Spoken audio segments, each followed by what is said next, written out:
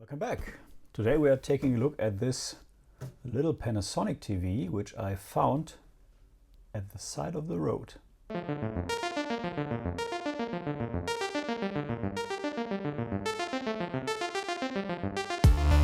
So I live in Cologne in Germany, and it is kind of a tradition here, in at least where I live, that you put stuff on the side of the road that you don't need anymore, and you have a pretty good chance that in minutes it's gone. And yeah, this TV actually was sitting on the side of the road for almost a day. So I went along, took my son to school in the morning, and I thought, hey, if it's still there in the evening, I'm gonna grab it, because I was away for the whole day and it was raining. And someone had the foresight to actually put a bag over it, so a clear plastic bag, and I could see that it was kind of a TV or something, wasn't sure. And in the evening when I came back and my son was with me, he said, okay, so now you have to take it. And we took it, and I was pretty sure that it wouldn't work. Let's see if that is true. That is a pretty interesting TV. It's relatively small, 10-inch. And it has a carry handle on top. If we take a look on the front side, it's missing the little door here, but that is not a problem.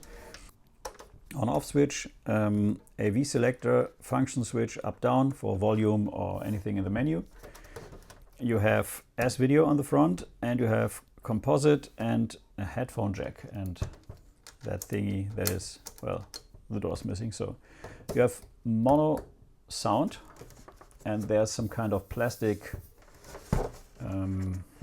protective thing in front.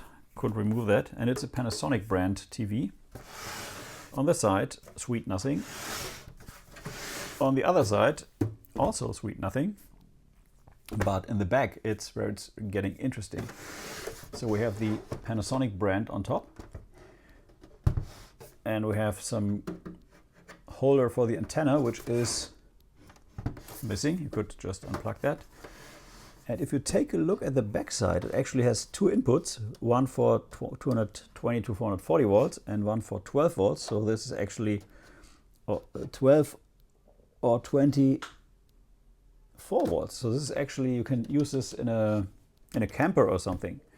And it has a lot of connectivity. You have the standard RF, you have a SCART input, you have a monitor out right here, and you have a 75 ohm video input and output. So I think you could use this as a studio monitor. Maybe that is what it was actually used for, because we have a lot of production studios here in Cologne. It's one of the main cities for TV in Germany.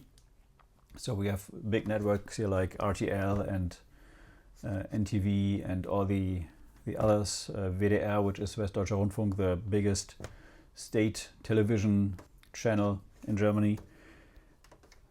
Yeah, and this is the TX-G10 C. Yeah, it's made by Matsushita Electric in the UK, which is interesting. And I think we have to test if it actually works, because, well, it would be a shame it wouldn't. So let me grab a cable and something to give us some video. So I will be using the 240 volts for this. Just plug this in here. And I have one of these all-in-one joysticks, which actually has some batteries in it, and can just play Atari games with this. So let's see what we got.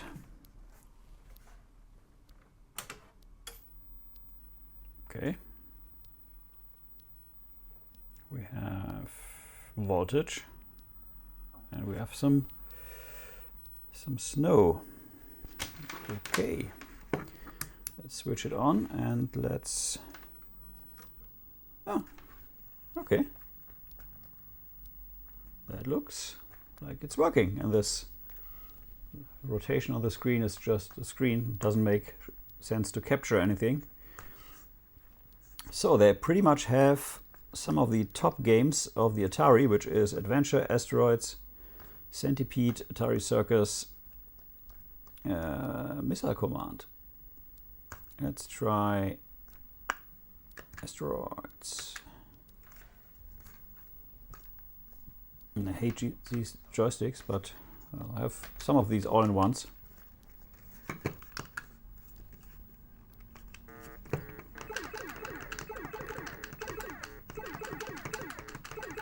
So sound works, graphics work.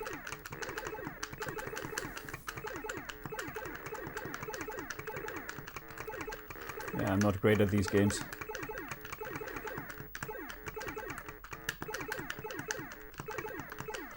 These joysticks are not great either, so yeah. Okay, so it does seem to work, and I actually found one of these universal remotes and I programmed it. Turn this down. Oh, that is not volume. I programmed it to be compatible with the Panasonic brand, so that's, yeah, that actually works too. And you can select inputs, nice. Yeah, could try SCART because I have one of these cheapo SCART adapters here, which you just plug in here, and then you go, switch that off for now. You go and you plug this into the SCART port. Yeah, it doesn't quite fit there. Let's see. Oh, okay, there we are again. So it doesn't make too much difference because it's still composite, but just another input pin. So yeah, that should be S-Video, which of course doesn't work because S-Video is not connected. And we have an AV2, which I have no idea where that is, or in the back. Yeah, AV2 is the coaxial connection back there. Let me quickly check what this 75 ohm connector is for. Okay, so I checked what these 75 ohms are used for, and these are actually used for broadcasting. So this is a valid broadcasting TV, which makes sense because it has a monitor here, and you can input and output video through this. I also checked for prices on eBay, and it's a very, very rare thing.